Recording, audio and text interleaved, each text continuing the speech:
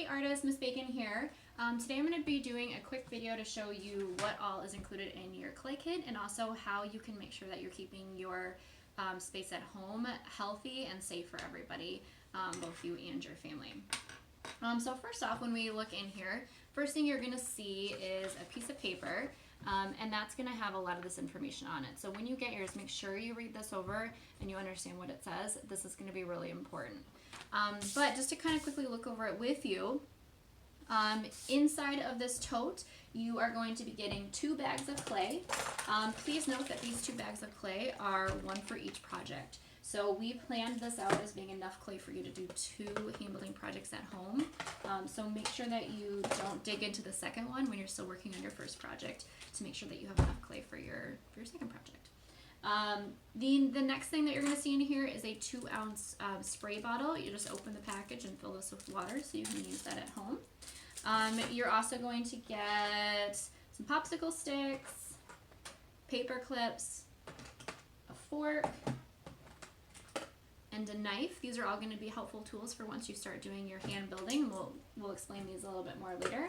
And then the other thing in here is you're going to be getting a little plastic cup. Yours is going to be empty, but you're going to be using this to make some slips. So I'm also going to explain how to do that and how that works.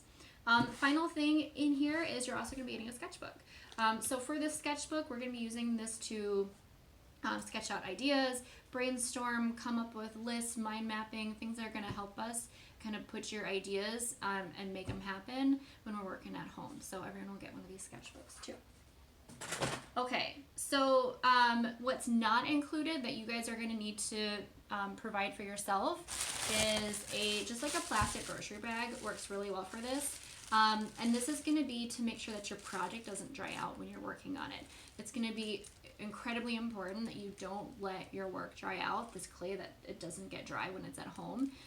One of the reasons is because when clay starts to dry out, it becomes very fragile. And so if you're working with a project and you leave it uncovered, it is much more likely to get broken or something to happen to it. So we are going to have your projects dry out in the ceramics room where we can make sure that it's safe. So even if you bring it back to school to get fired, it needs to be in a plastic bag with your name clearly on it. So, keep that in mind. The other thing I want you to make sure that you look for is a lot of times, I don't know about you, but mine oftentimes seem to have like holes and stuff in them. Like this one totally has a hole. So when you're getting your plastic bag, there's a couple holes in here. When you're getting your plastic bag, you want to make sure that yours doesn't have that because that can be a sneaky way for air to get in and for your product to dry out. The other thing that I want you to get for your workspace is a brown paper bag, and this is going to work well to make sure that when you're working with clay, it's not sticking to your tabletop, because that will happen, especially if you're rolling out slabs. So you want to have something else for your clay to be on when you're working so that it doesn't stick to your table. And a brown paper bag works really well for that. Okay, I ended up cutting out the bottom part of mine because it was like kind of awkward to use.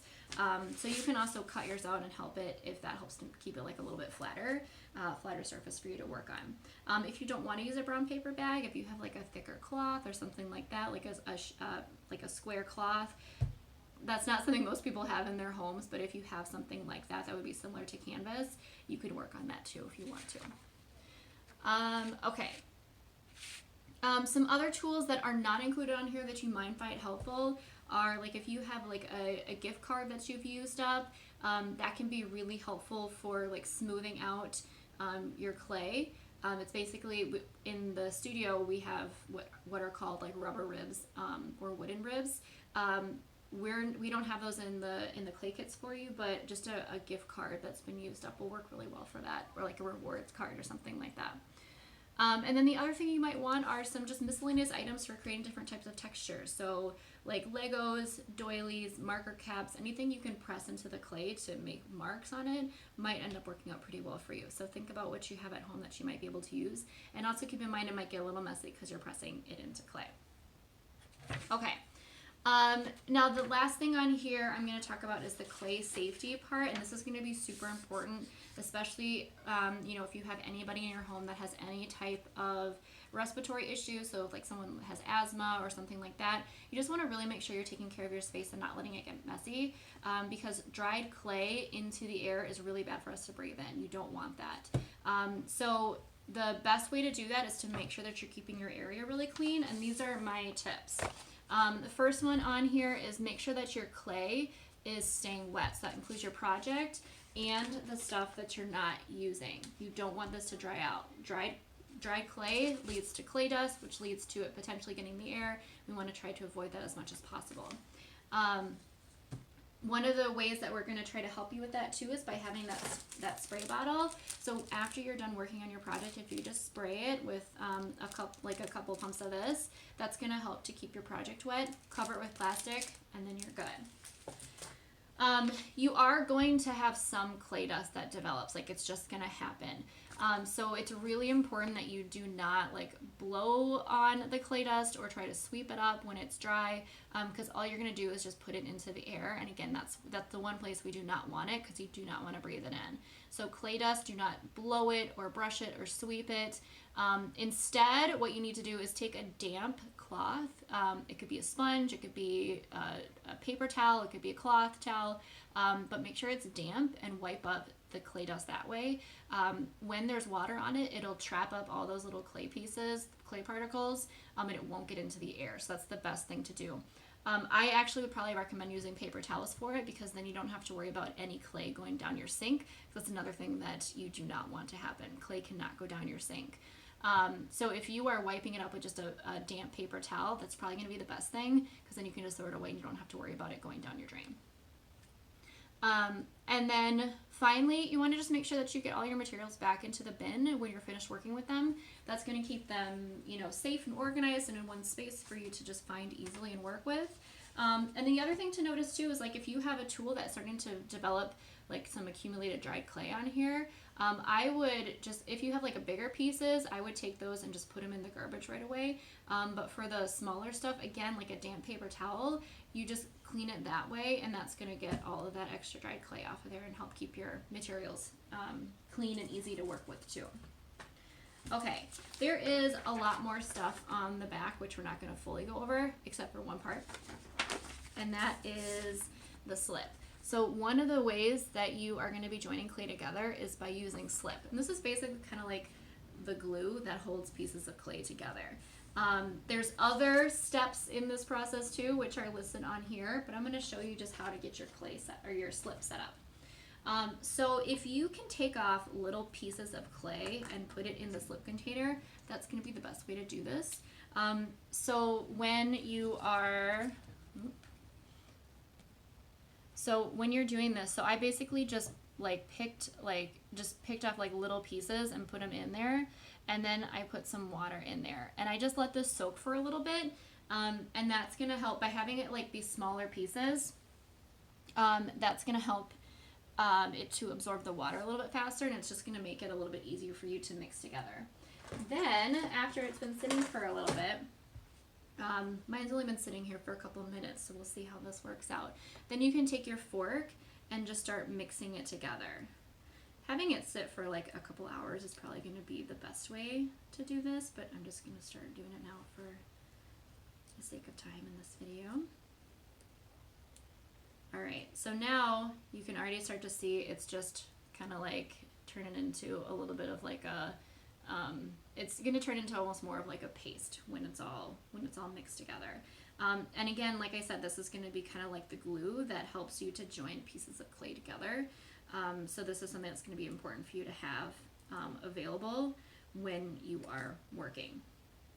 The other thing that you're going to need to make sure you do is always cover it at the end, because you don't want the slip to dry out. It has to have just that mix of clay and water, that kind of like paste-like mix.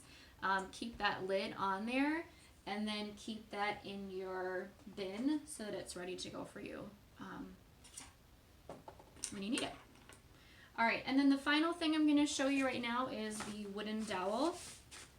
So this, normally when we're in the classroom, we would be using rolling pins, but this is what we're going to be using when we're working at home.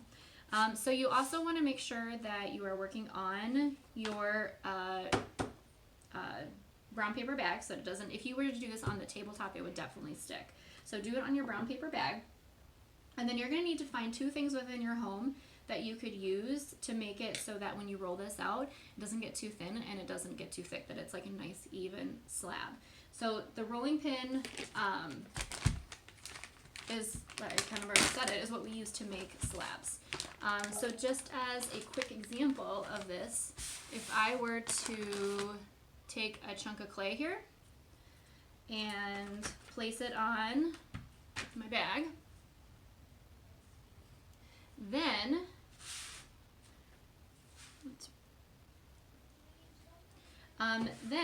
I can take maybe 2 pencils, and if I place them on either side, that's going to prevent me from rolling this piece of clay out too thin, and it'll help keep my slabs that I roll out nice and even. So then I'm just going to place pressure on this and start to roll it out. After, this is already flattening pretty nicely, but one other thing that you can do is flip it in the middle to help you get the shape that you want. And then just roll out your slab that way. So now, by having those pencils on either side, I have a slab that is really nice and flat and even, and it's the same thickness all the way across. So that's something else you might want to take a look for, is something that you can use for when you're rolling out slabs to make sure that you have that even thickness. All right, so now I'm pretty much done here in terms of explaining what's in your bin and how to make sure that you're keeping your space safe. But for this clay, I don't want this to dry out, and I'm not going to use it, so this would be considered just a leftover piece of clay. I'm going to put that back in my bag to make sure that it doesn't dry out. And make sure this is nice and sealed. And now that I'm finished working, I'm going to place everything back in my tote and cover it and put it away.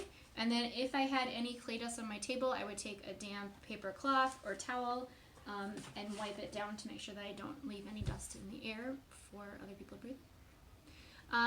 I hope this helps, and I hope you guys really enjoy using clay at home, and I'm excited to see what you make.